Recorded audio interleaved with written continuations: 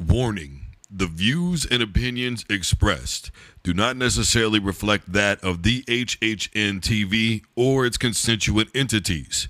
Furthermore, some parents may not find this content suitable for children as it contains explicit language and subject matter.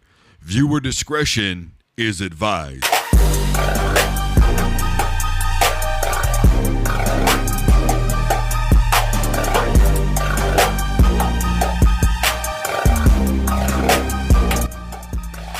Hello, everybody. I'm Drew Duncan. The show's fired up, and we are live. Facebook, Twitter, and Instagram is all at Drew Duncan Radio. I am wherever you are listening to podcasts. Take a device to play Fired Up by Drew Duncan, iTunes, iHeart, Google Podcasts, Spreaker, Deezer.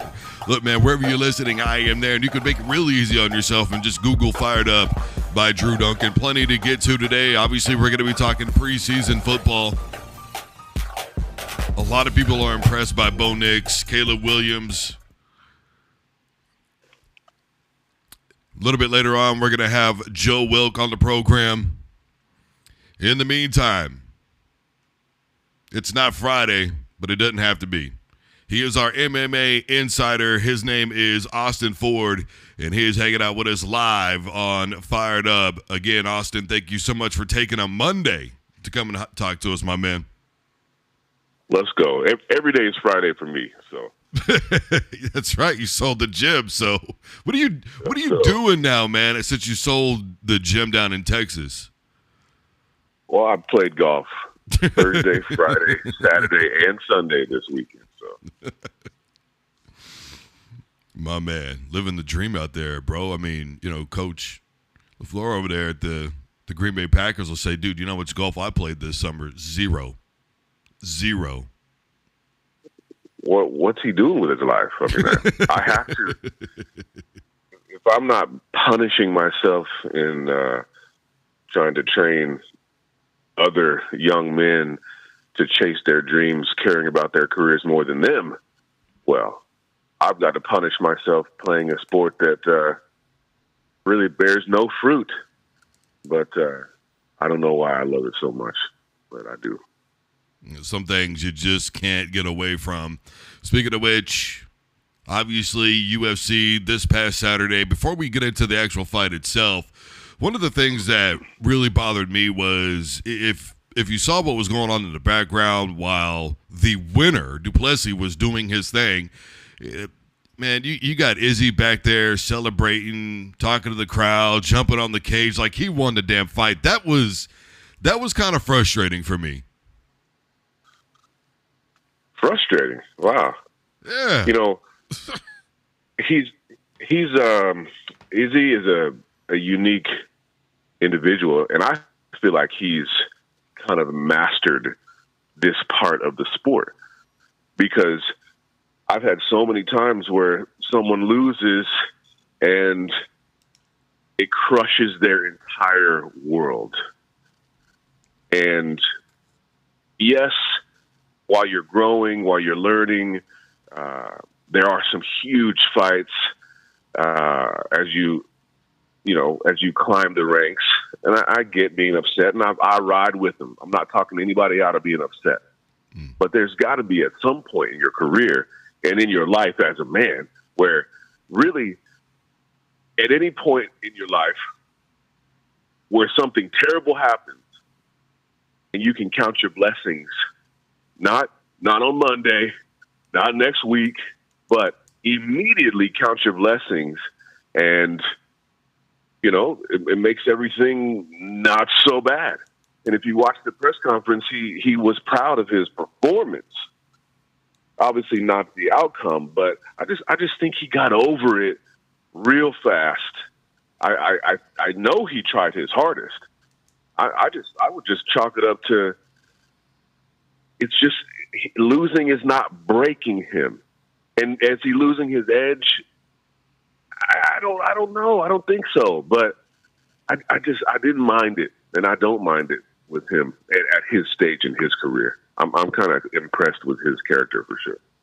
Well, for me, Austin, and it's all love, bro. I just think that's what a press conference is for, my man. I think it would have been really easy to just save it for the press conference. Now that's me, right? And speaking of press conference, as you pointed out, Izzy said he's not mad at his performance. Look, if anybody watched that fight, I would think that they would say up until the submission happened, fairly even fight. But from a trainer's perspective, you're going to look at it differently from most. So what do you think? Was it a pretty even fight to that point? Or do you think Duplessis was in control and then he just found a way to finish the job? Well, I definitely don't think Duplessis was in control. I think the striking was definitely going in Adesanya's favor and continuing to pick up. You know, at some point you're looking at DDP's body language after getting his body beat up, that he was fading and maybe close to the end. I mean, we've seen a lot of fighters behave that way, and you know, they're just one punch away from going down and then getting ground and pounded, and the referee steps in to stop it. But DDP, he would not go away. Now, every time the grappling happened, as soon as Duplessis would jump on his back and throw those hooks in, I'm like, oh my gosh, there looks like a big disadvantage for Adesanya there. But I thought I had Izzy up. I had him trending in the right direction. If he would have continued to do what he was doing, he would have won the fight. And then, yes, all of a sudden, I'm not gonna lie. I had a thought of, he points to the ground, and he's like, "Let's do this right here." Then it looks like he kind of dropped DDP. He gets taken down. The fight's over, and I'm like, "Wait a minute, was that the signal?" You know, but obviously that did not happen. I mean, there was nothing like that. No fix was in, and I can hear the conspiracy theorists saying, you know, all sports are fixed, even the NFL's fixed. Remember that guy? He admitted it, whatever. But, you know, no, Duplessis, and this is a crazy thing. If I'm judging off of, if I just caught a few clips of the fight, and I'm like, man, DDP sucks. He does not. He does not at all.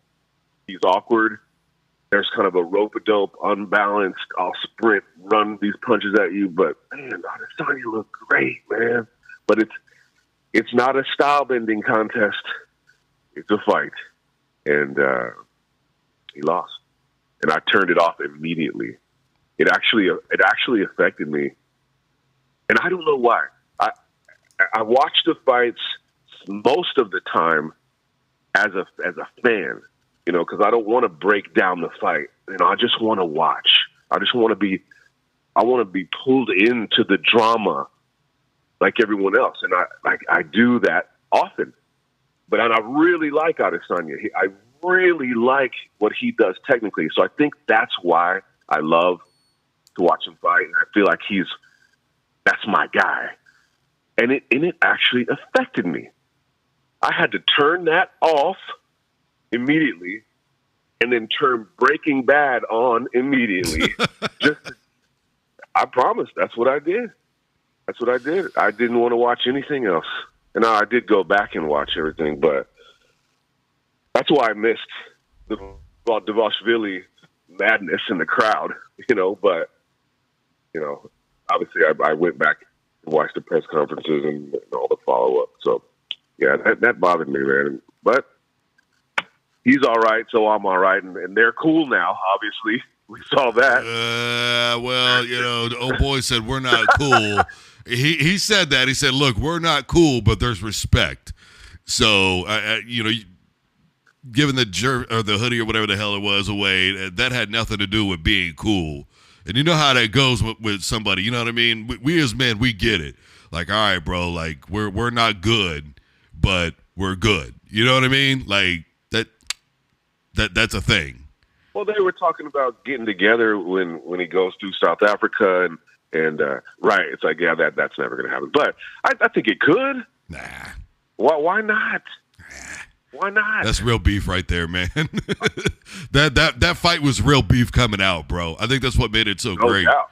was Absolutely. real beef coming out. Those dudes, I don't think I've ever seen Izzy throw that hard. And I've seen him throw some haymakers. And the fact that Duplessis stood up and was able to maintain, just about anybody else would have been on the floor, man. That's all there is to that. Absolutely. Which he's a dog, a real dog. No, he is. It does beg the question, though. Izzy's lost 3 out of his last 4. I mean, where's he at right now? What's next? It's at one point, people were saying maybe Izzy's the best fighter in the world. Now, I understand he's not fighting cupcakes, but still 3 out of the last 4. So, Pereira, I mean, imagine. I mean, you got to have a real imagination to put yourself in his shoes for the first Pereira fight. Then he avenges that. Incredible. Wait, then he loses to Strickland when he shouldn't have been taking that fight anyway. 5 fights in 14 months or something like that. Like, that's an active champ. Or maybe that's a guy trying to get a lot of money. Either way, I'm not knocking him. And then to lose to Duplessis, I don't think there's any shame. I think this is a sport where if you fight the best guys, you're going to lose. He took way more damage in the Pereira fight, obviously, and still wasn't finished on the ground. So has Izzy been dropped and concussed and pounded out? I don't think he has. I mean, I think he's healthy. I think that it gets old. It gets old. 12 title fights in a row. The lifestyle, the money, the attention, the grind. I don't know. I don't think physically he's washed. Like, I had a friend tell me he's washed or shot. He should tell me he was shot. I don't think he's shot. I don't see what he has to fight for if he's set for life financially. But am I going to watch the next Adesanya fight? I am. And I hope he does fight again. So in other words, maybe just a little burned out, right? Just too much naturally. All the time. Yeah. Okay. I mean, I could get behind that. I mean, it happens to everybody. I think it happened to Ronda Rousey. I think it happened to Conor McGregor. I think it happens to anybody. So I'm actually good with that. Now, obviously, Duplessis, he called out Robert Whittaker. So do you think that's the next fight to make? I do, but I am not as interested in that as I was this fight. I mean, or Strickland. I'd like to see Strickland again in there. I think that will be. I mean, let's get them two guys hating each other, and that'll be a nice build up. But Adesanya beat Whittaker twice, so I'm not all in on the Whittaker fight, and I'm pretty sure Dana White said that Strickland is hitting Duplessis, so I think that's what we'll see next. Strickland and Duplessis, who do you think would win that fight? Duplessis, for sure. Ooh. I mean, what else is going to happen? I mean, yeah, I think it'll be a close fight. I think Duplessis is improving at a rapid pace. Like he's on the climb. He's Izzy 5 years ago. He's 30 years old. And Strickland, I don't think he's improving, but he is a problem. And, that's two awkward guys. They're going to stand right in front of each other. They're not going to be running, but we saw if you back up Duplessis and you go to that body, you lose in the 4th round and not early. I don't know. kidding. Real quick here. I know you're a huge Kansas City Chiefs fan. I'm 99% sure you saw the behind the back pass from Mahomes to Kelsey the other day. It just makes me sick how good that guy is at football. It just, oh my gosh, man. He's too damn good, bro. He's making the NFL look real easy, man. I have a theory, and I was talking to my 20-year-old son who plays at the University of Kansas. He's a defensive end. He said that it was unscripted. They both claimed it was unscripted. And I call BS.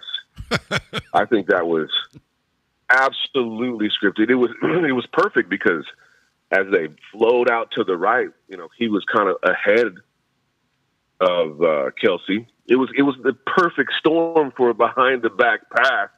And here's my theory.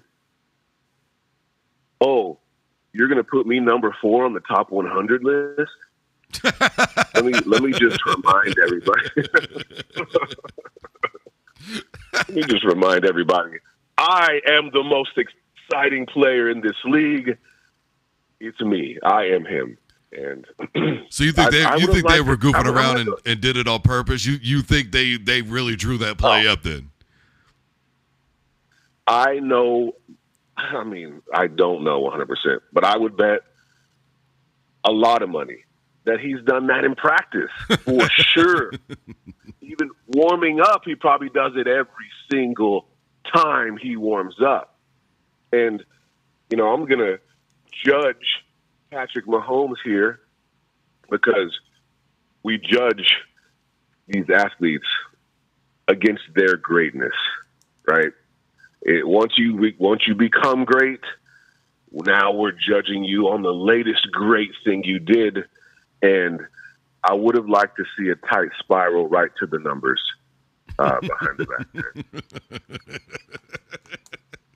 That's the thing, though, right? Because of how great he is, we get to judge something like that and go, eh.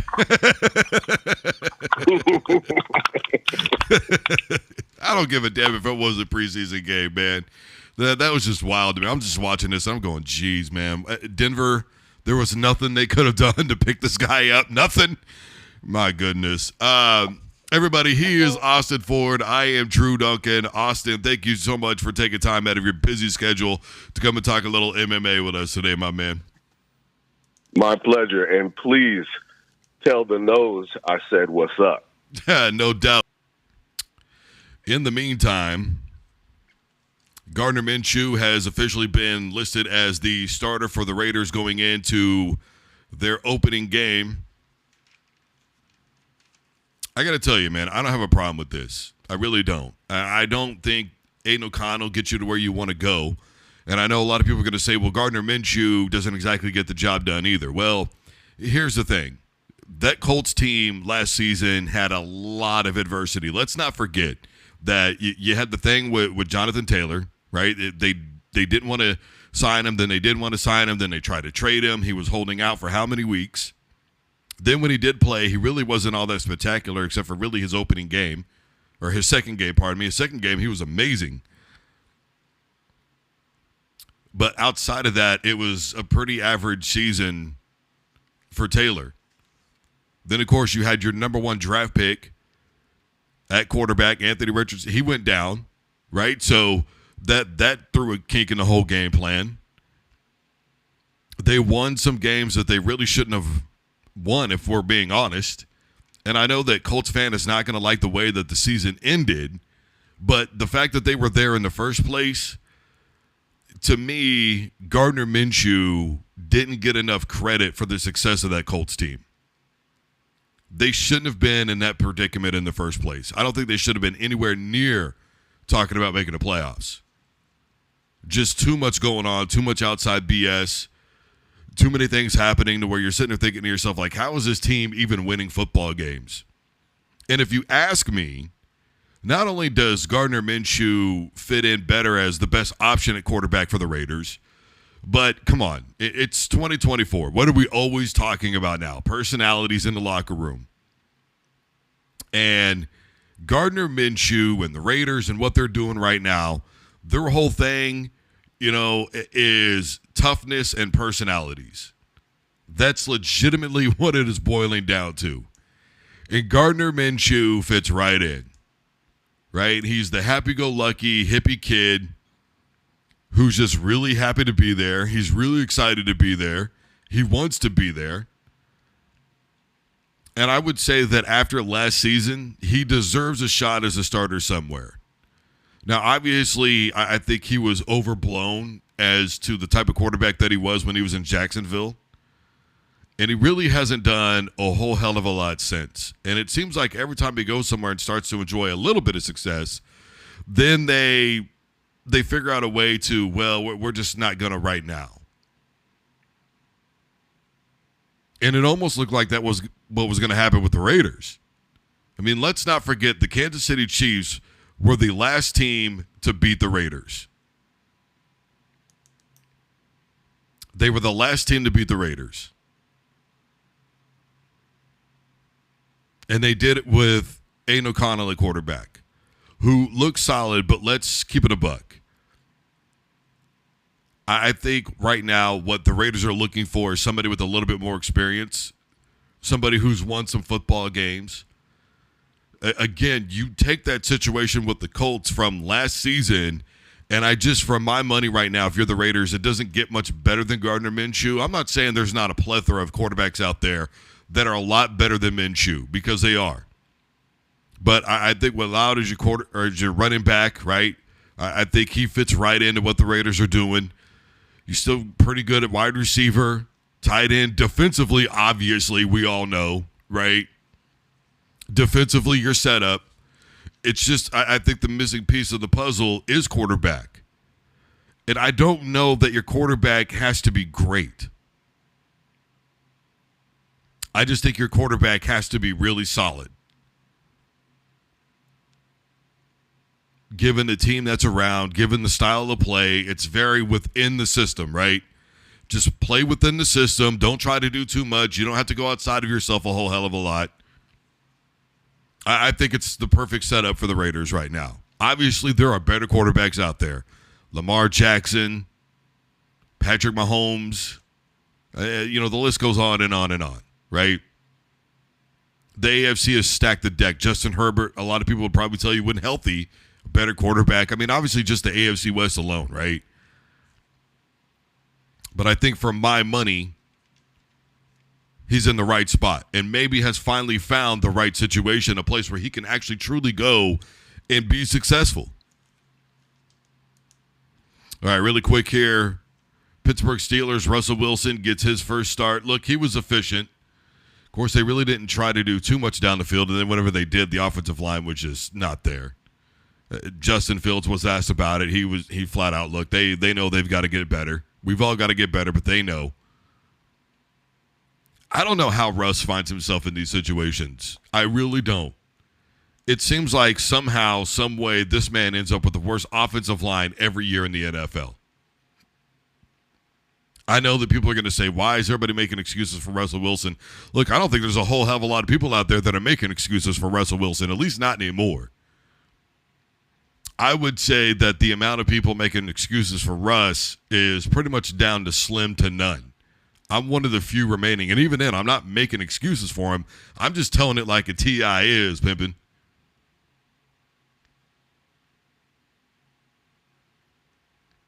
He doesn't have protection. They're going to have to fix that. I mean, if it was this bad in preseason football, can you imagine what it's going to be like in regular season football? Now, the run game started to look a little bit better, right? At first, it wasn't that great either. But it started to look pretty good. Najee Harris was getting some work, some draw plays. But the way that O-line is protecting from the run game, just about everything that they're doing in the pass game is going to have to be out of shotgun. And you could tell that. And it was crazy because a lot of the run block schemes really looked to me like pass block schemes. which was really bizarre. And we're not talking about draw plays either. We're talking about straight up run plays up the gut. So Najee Harris with a little bit of room to operate. Again, it was only preseason, right? We're going to see what happens in the regular season. You know, I said that a lot of people were going to find out that Russ still has it, and I still think he does. By the numbers, does Justin Fields look a little better right now? Sure. But experience will always talk. I can't imagine a world where Russ doesn't start come week 1. If he doesn't, then his career is officially, it's over. Unless some miracle happens, Pittsburgh starts off 1-3 or some nonsense. He comes in and they win, 8 or 9 games in a row, and they figure out a way to make the playoffs and all that. His career would be over at that point. And he would be forced into being retired. He would be forced into retirement. Why? Because you can't go from starting quarterback at back-to-back Super Bowls to requesting a trade to a team that was really awful, but you got judged predominantly for the performance of the football team. Regardless of how things went down with the injury clause and all that, a lot of people still see it as Russell Wilson's fault. Now you're in Pittsburgh, right? This is it. This is your chance. And if you can't get it done over a guy that a lot of people believe is really a backup, and they're celebrating Caleb Williams right now in Chicago, and they're not missing Justin Fields, if you can't start over that guy, then at that point you're a backup now in the NFL permanently. You're not going to eat crow. Too much ego, too much invested in the game, and does it hurt his Hall of Fame status after that? Look, a lot of people will start using this BS trajectory, Hall of Fame trajectory. Look, he probably still is Hall of Fame worthy, but it would take a little bit longer now given how his career would have ended. So there's that. I just don't see a situation where Russ doesn't start. I think Mike Tomlin is pushing the limits, testing the waters. I know he said that there's a quarterback competition right now, but I think that's just a way to get Russ to play a little bit better. The O-line play, if you're looking to be younger, then maybe it makes sense for Justin Fields because you're going to go, look, we need somebody who's got wheels that are young and fresh. And it's going to take him a little bit longer before he gets wobbly back there. So I hope Russ has been working on his cardio because it's going to be a long season for either quarterback. At least as it stands right now. Guys, obviously huge day for MMA. We've already had Austin Ford on the program talk a little bit of UFC with us. Coming up next, as promised, is Joe the Nose Wilk, who's come on the program to talk a little bit of BKFC and UFC with us. Joe, thank you so much for joining the program today, my man. Yeah, absolutely. Thanks for having me. Let's get it. Absolutely. So before we get into JW's performance, JW Kaiser, of course, at BKFC, look, there's been a lot made, right? Just like any other sport about impact trauma. There are those out there that suggest the gloves that are used in MMA and the gloves that are used in BKFC make those combat sports a little bit safer. But I want to know, what does Joe have to say about it? I completely agree. I think the safest combat sport right now probably is BKFC. And here's the thing: is people are gonna the eye test doesn't pass that because people are gonna be bleeding. Like you're gonna bleed when you get hit with bare knuckles, but it's not gonna put the trauma on your brain. What we've learned from my time training soldiers, I mean, you can look at like USA Boxing, how they're getting away from headgear, like all that padding. It makes your brain's like a yolk in an egg, and you get hit and it shakes around, and that's how you get so messed up. So we might all be ugly from bare knuckle, but our brains won't take as much trauma.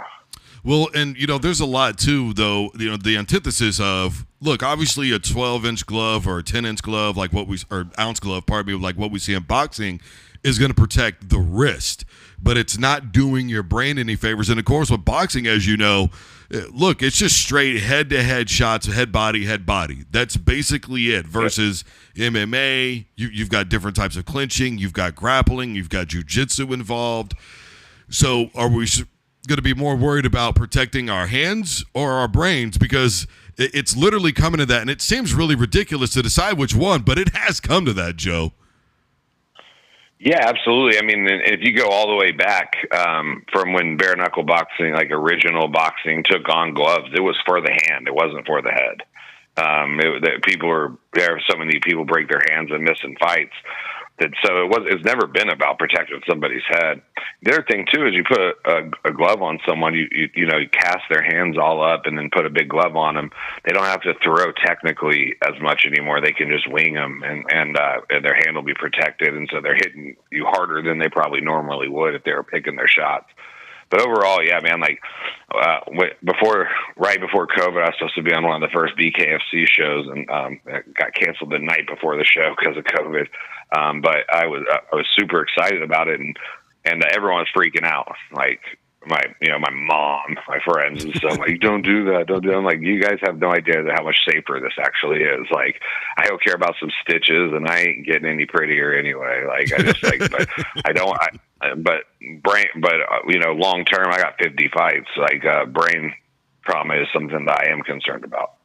Well, and finally, along those lines, one of the things that I consistently hear, especially from a fighter's perspective, Joe, and you know this better than most, is the defensive capability you have with smaller gloves, which again boils down to the ability to protect yourself intelligently, specifically as the rules state in all of combat sports.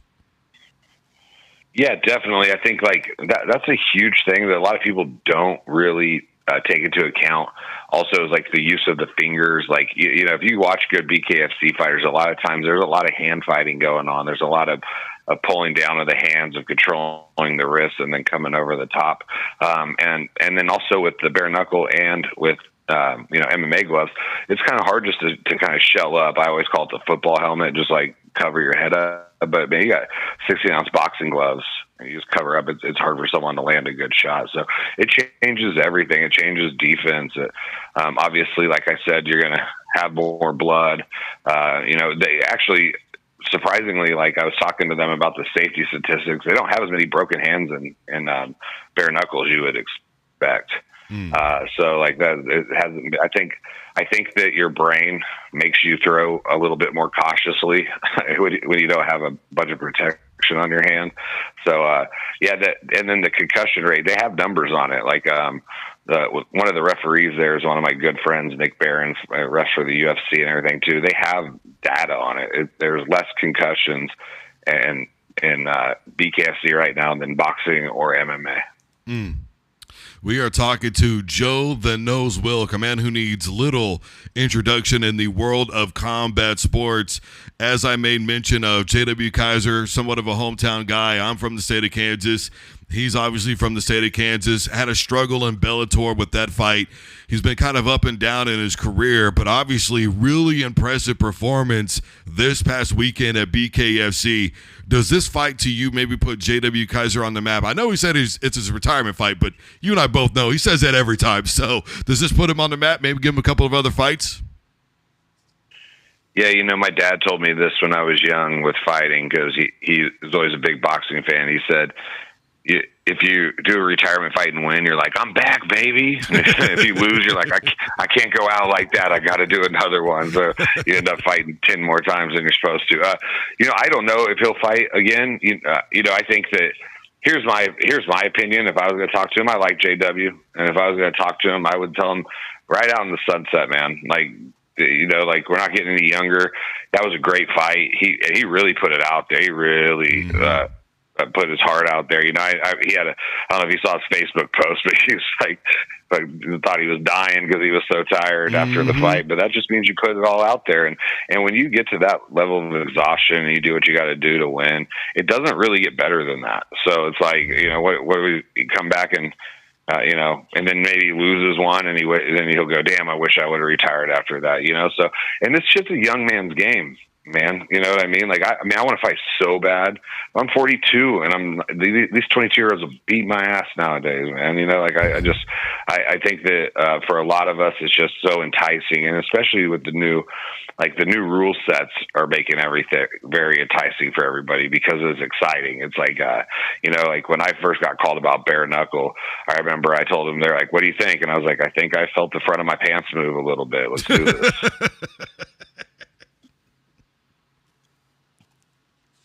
But yeah, hopefully JW, man, I wish him the best. We'll see what's up. If he does it again, great.